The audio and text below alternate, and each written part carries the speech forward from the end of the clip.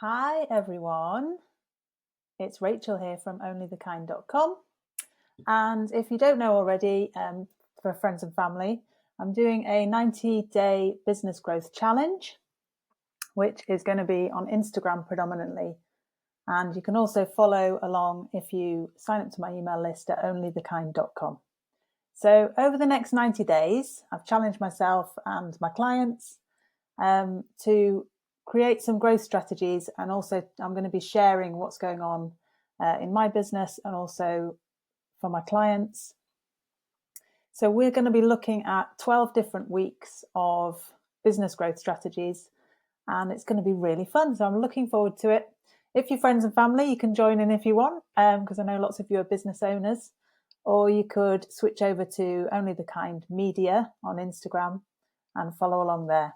And you can, if anyone's got any questions from today, just while I remember, can you DM me on Only the Kind Media? Just that way I can keep up in touch with all the questions. So yeah, looking forward to getting started and to learning some cool strategies that are going to help you grow. So welcome to today's live session. And I've kind of outlined what that is, but it's going to be very much focused on growing our businesses.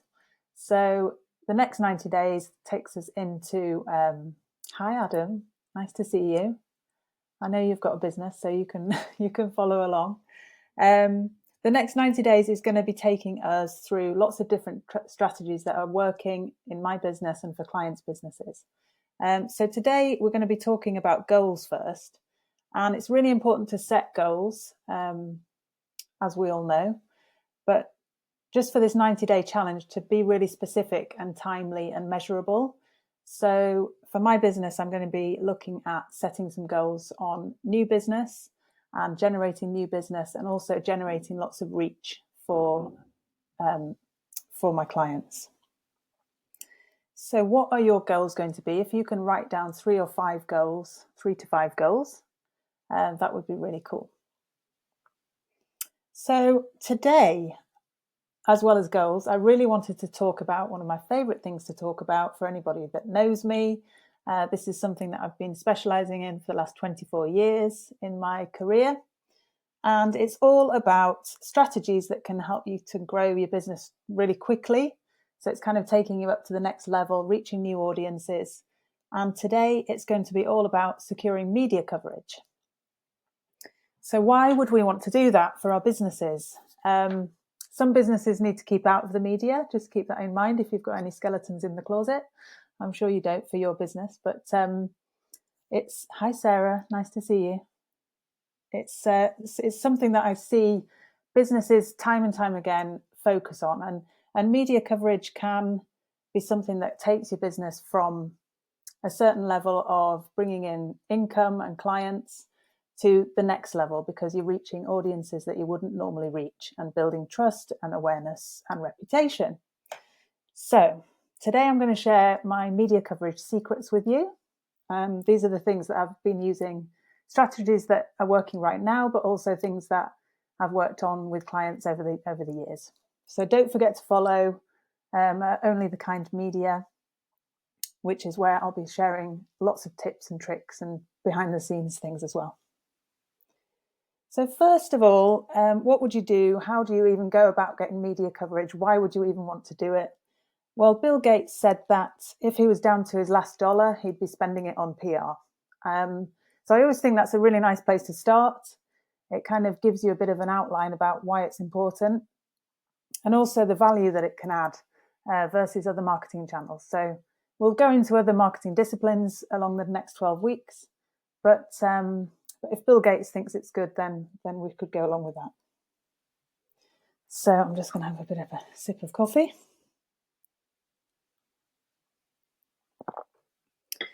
So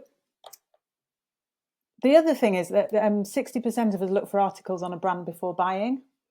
So we all know what that's like. It's all about social proof. So we want to know what everyone else thinks before we dive in and buy something.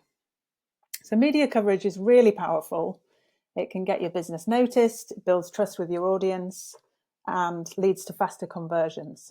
So that's something that clients often do, if we get them coverage in, say, the Times or the Telegraph or wherever is important to their customers, then we put it on their homepage, on their product page, and it makes conversions happen a lot faster. So before we dive in, let me know in the comments if you've ever had or tried pitching your business to the media, if you've ever been interviewed. Was it easy? Was it hard? Maybe you haven't given it a go yet. Let me know. Okay, so I'm going to give you some reasons why media coverage is important and why it really matters for your business. So first of all, you can share audiences with the media channel that you wouldn't normally get. So you'll see with influencer partnerships, brands paying influencers to reach their audience. And it's basically generating trust with their audience that they wouldn't normally have or they haven't built up yet. So when you get coverage in a third-party media outlet, whether that's with an influencer or whether it's in Grazia magazine or whether it's in Insider magazine, you're actually reaching people you wouldn't normally reach. And you're building trust, reputation, and all those good things that you need for your business and for your brand. So it's like a stamp of approval for your business. And then the added benefit as well, thanks for joining everyone.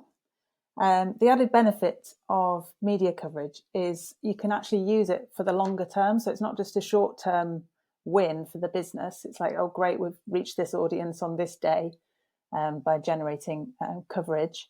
It's actually something that you can use over time. So you can use it everywhere from your product pages, your paid advertising, your website design. Just make sure you're using that media coverage over and over again. And that helps to convert potential clients who are browsing or considering your brand into actual customers. So it really works a treat for that. And I've seen that happen time and time again with brands over and over the last 24 years, and it does really work. So make sure you don't just lose that opportunity. You're actually sending the coverage out to your email list.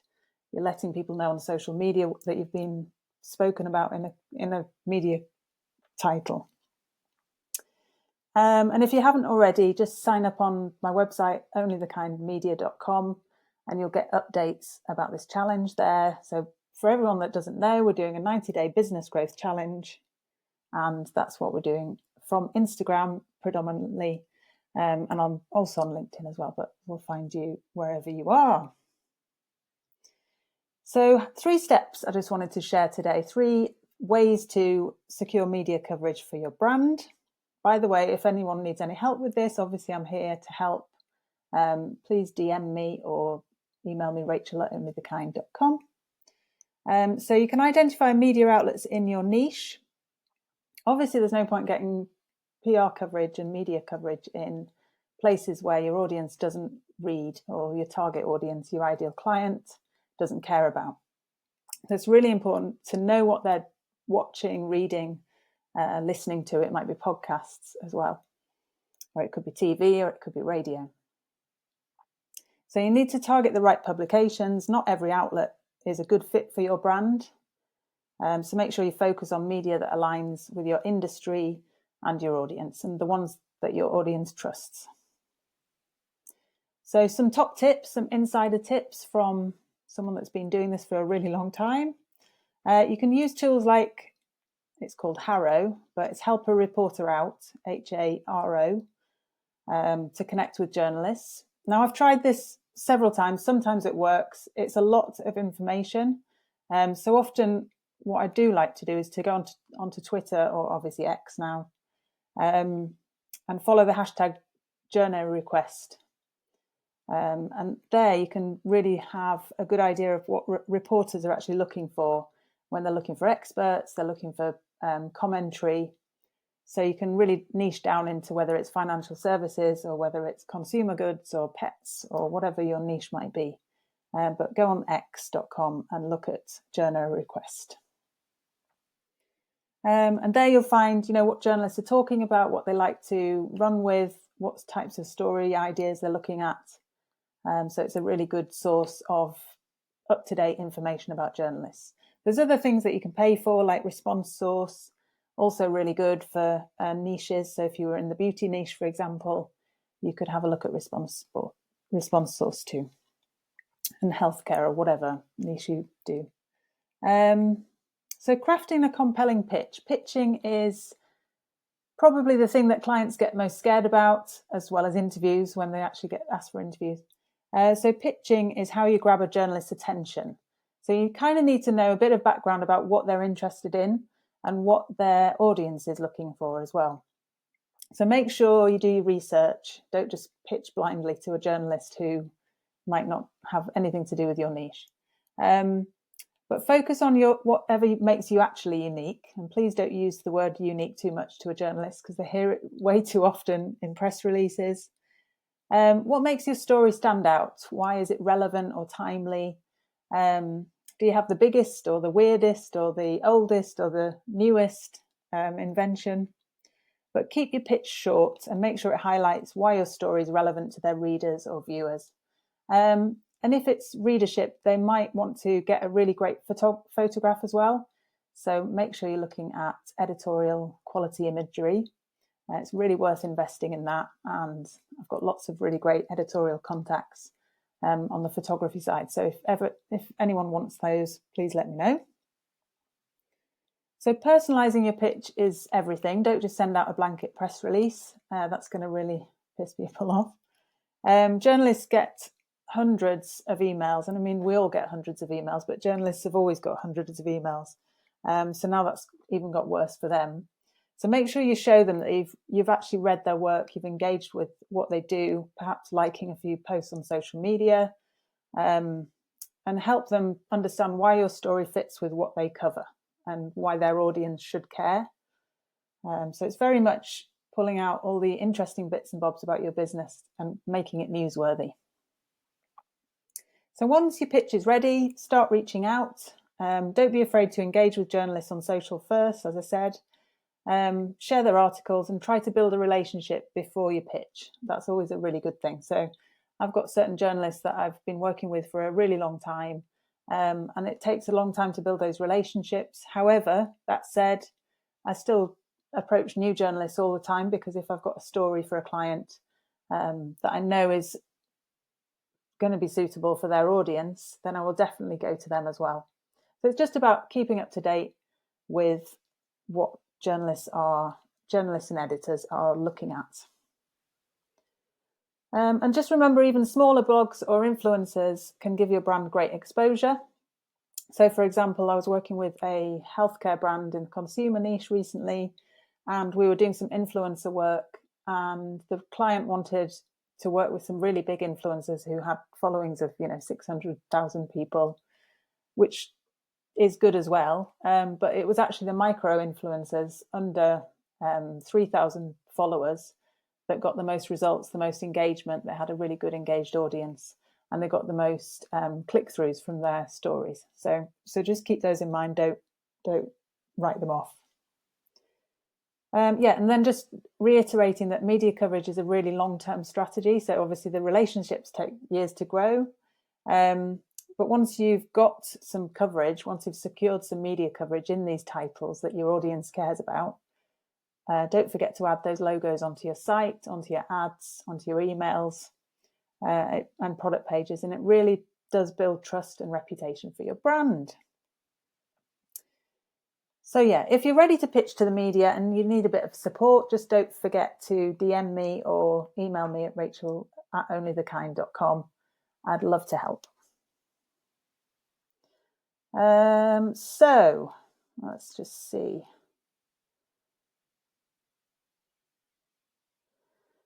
So I think that's kind of the majority of it today. If you want more tips on PR and other growth strategies, we've got this 12-week challenge that we're running. So I'm going to be popping up in your Instagram as well and on YouTube. So just let me know or comment below this, or comment in the feed on Instagram or LinkedIn. And I'll be sharing more on how to grow your business step by step in this 30-day business growth challenge. So thanks for joining today. It's been a blast. If you're ready to take your business to the next level, Don't forget to comment. You can book a call with me if you're serious about growth and you have budget to invest. If not, you can still follow me for more free tips and updates on this 90-day challenge. I can't wait to share it with you. It's going to be really fun. I'm going to learn some things. You're going to learn some things. If there's any topic that you would really like me to cover, then let me know in the comments, and have a great day. Enjoy an amazing week. I can't wait to hear what your growth plans are. Take care. Bye.